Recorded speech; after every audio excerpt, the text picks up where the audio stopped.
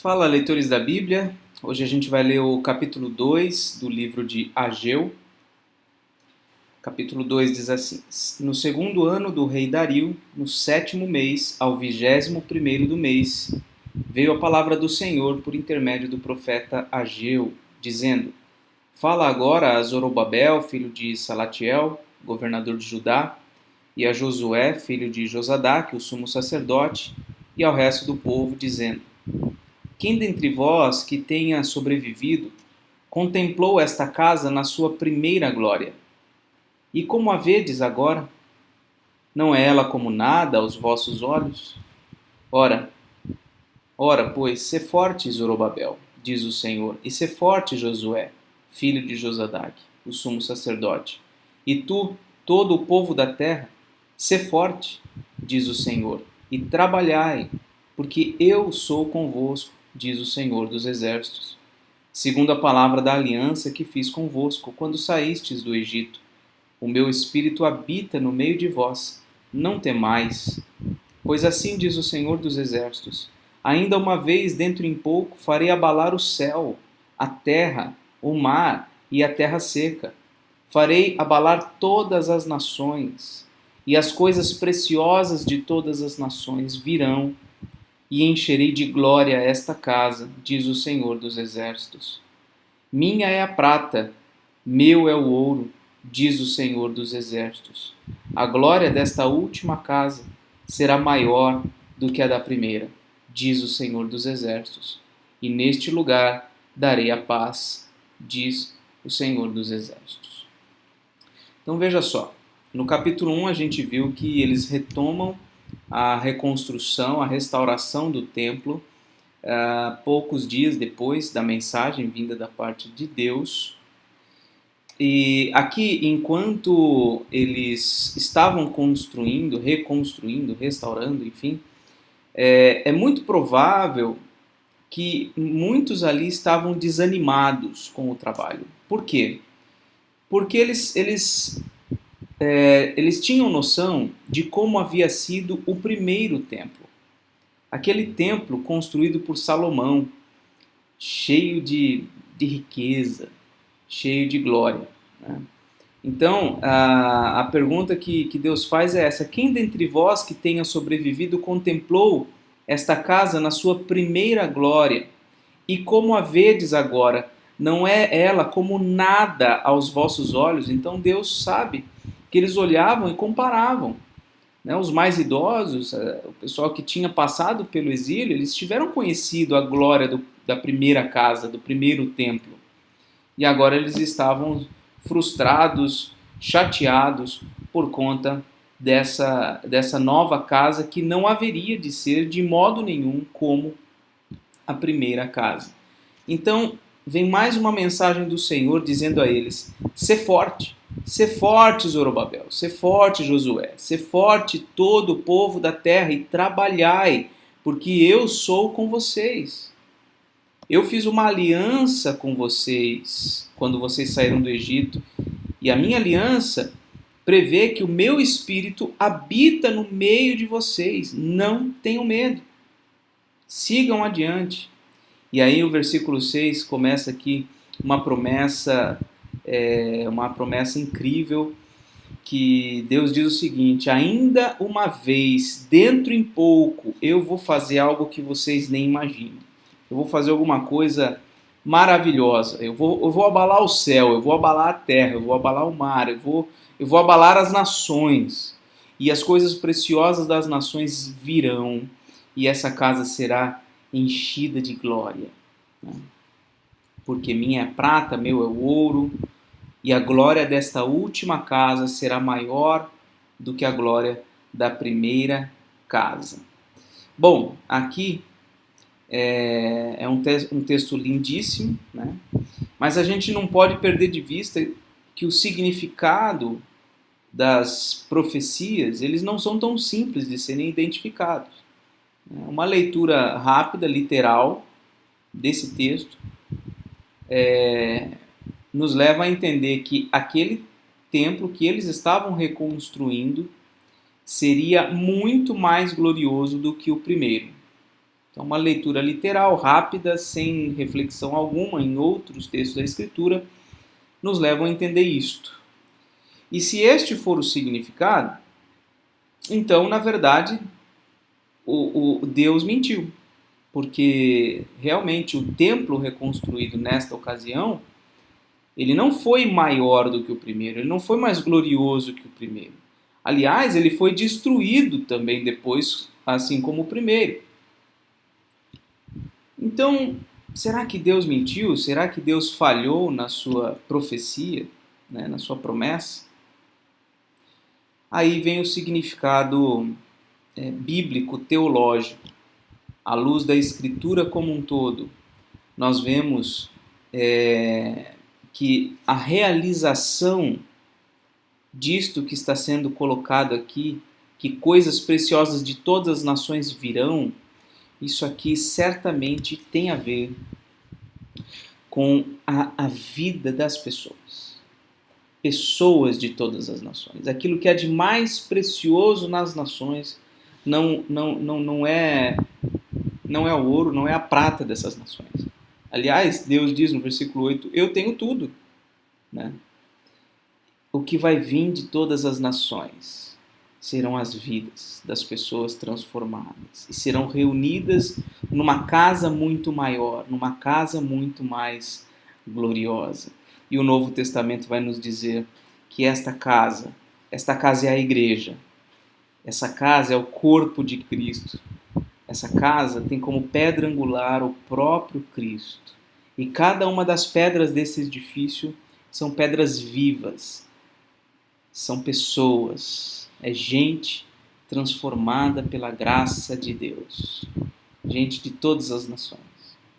Então, eu creio que a interpretação desta profecia diz respeito não ao que já aconteceu, mas o que ainda há de acontecer. Né? Aquele tempo que eles estavam reconstruindo naquele momento era importante, sim, dentro do plano de Deus, dentro do propósito de Deus, mas ele ainda não seria o templo definitivo. O templo definitivo é este, do qual ele fala nestes versículos. O templo onde Deus habita é o povo de Deus, é o corpo de Cristo. E aí ele segue dizendo aqui, versículo 10. Ao 24º dia do 9º mês, no 2º ano de Dario, veio a palavra do Senhor por intermédio do profeta Ageu, dizendo, assim diz o Senhor dos Exércitos. Pergunta agora aos sacerdotes a respeito da lei. Se alguém leva carne santa na orla de sua veste e ela vier a tocar no pão, ou no cozinhado, ou no vinho, ou no azeite, ou em qualquer outro mantimento, ficará isto santificado? Responderam os sacerdotes, não. Então perguntou Ageu, se alguém se tinha tornado impuro pelo contato com um corpo morto, tocar em alguma destas coisas, ficará ela imunda?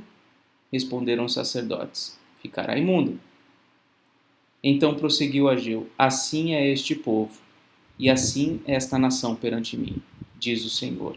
Assim é toda a obra das suas mãos, e o que ali oferecem. Tudo é imundo.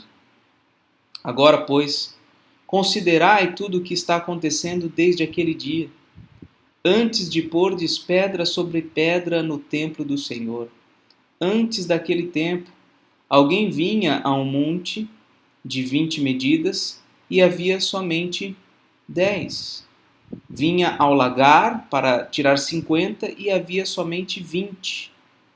Eu vos feri com queimaduras e com ferrugem e com saraiva, em toda a obra das vossas mãos, e não houve entre vós quem voltasse para mim, diz o Senhor. Considerai, eu vos rogo, desde este dia em diante, desde o 24º dia do mês 9º, desde o dia em que se fundou o templo do Senhor, considerai nestas coisas. Já não há semente no celeiro. Além disso, a videira, a figueira, a romeira, a oliveira não têm dado seus frutos, mas desde este dia vos abençoarei. O que ele coloca aqui, do versículo 10 aqui em diante, é o seguinte. Assim como os sacerdotes tinham noção do que era puro, o que era impuro, como era o processo, né, de purificação e tudo mais. E aí Deus está dizendo o seguinte para eles: olha, vocês estão agindo de maneira errada. Vocês estão aqui construindo o templo, ok? Mas vocês não estão sendo justos. Tá? Vocês estão usando pesos injustos, vocês estão usando medidas injustas. Por isso eu tenho castigado vocês. E mesmo castigando vocês, ele diz aqui no versículo 17: não houve entre vós quem voltasse para mim. Então, em outras palavras, é o seguinte: além do trabalho da reconstrução do templo, eles deveriam também ter vida santa, reformar a vida espiritual do povo. Eles deveriam cuidar do comportamento, do coração, dos sentimentos, das inclinações deles e reformular a vida como um todo, né? E muitas vezes nós somos assim, a gente se contenta, a gente acha que estamos fazendo o bastante quando estamos cuidando de uma coisinha ou outra na igreja, em algum ministério, enfim. Só que é aquela coisa, a gente acaba coando o mosquito e engolindo o camelo. Porque há coisas muito sérias na nossa vida que às vezes passam batido e a gente não percebe. A gente é muito honesto, por exemplo, para dar o dízimo, mas acabamos sendo desonestos em outras situações da nossa vida. E você acha que Deus se agrada disso? O Deus que sonda os corações, que conhece a nossa vida como um todo? Certamente não. E aí vem mais uma vez a palavra do Senhor. Versículo 20. Veio a palavra do Senhor segunda vez a Ageu, ao 24º dia do mês, dizendo: Fala a Zorobabel, governador de Judá: Farei abalar o céu e a terra. Derribarei o trono dos reinos e destruirei a força dos reinos das nações. Destruirei o carro e os que andam nele. Os cavalos e os seus cavaleiros cairão, um pela espada do outro. Naquele dia, diz o Senhor dos Exércitos: Tomar-te-ei, ó Zorobabel, filho de Salatiel, servo meu, diz o Senhor, e te farei como um anel de selar, porque te escolhi, diz o Senhor dos Exércitos. Então ele está se dirigindo aqui a Zorobabel. Zorobabel. Zorobabel é o quê? Ele é governador, ele é o líder político. E aí o Senhor dos Exércitos diz para Zorobabel: eu vou pegar você e eu vou fazer você, eu te farei como um anel de selar, porque eu te escolhi. Eu vou usar você para fazer todas essas coisas, para abalar o céu, derrubar o trono dos reinos, destruir a força dos reinos, destruir o carro, o cavaleiro, enfim, eu vou usar você para cumprir esses meus propósitos. E aí a gente se pergunta, será que isso aconteceu na vida de Zorobabel? Realmente eu não sei, eu não estudei a fundo esse texto, mas eu acredito que não. Eu acredito que Zorobabel aqui é tomado na profecia como uma figura de alguém que haveria de vir, né? E seria instrumento de Deus para juízo. Alguém que seria governador. Alguém que teria poder e autoridade. Deus usaria este para abalar o céu e a terra, para derribar o trono dos reinos e destruir a força das nações. Eu creio que essa é uma profecia cristocêntrica, uma profecia que aponta para Jesus Cristo. E não na sua primeira vinda, que realmente ele não veio para destruir nada na primeira vez. Ele veio para destruir, sim, o domínio do pecado e do mal, do diabo. Mas toda essa transformação, todo esse abalo cósmico não aconteceu na primeira vinda de Jesus, mas há de acontecer na segunda vinda. É o que fica claro à luz da Bíblia como um todo, do Novo Testamento. Então, as profecias não são tão simples de serem compreendidas, quando são lidas fora, assim, dentro do seu contexto imediato, elas não trazem tantas respostas mesmo. Apenas à luz da revelação como um todo nós podemos perceber o sentido mais claro, mais evidente dessas profecias. Então, esse foi o livro de Ageu, livro do profeta Ageu, 2 capítulos, 4 mensagens, né, distintas, marcadas aqui, né, pela questão do dia, do mês em que está sendo proclamada pelo profeta Ageu. Okay? Ele é um dos últimos profetas do Antigo Testamento. Depois dele tem Zacarias também e Malaquias. Tá bom? Essa foi a leitura de hoje e amanhã a gente continua, se Deus quiser. Um grande abraço.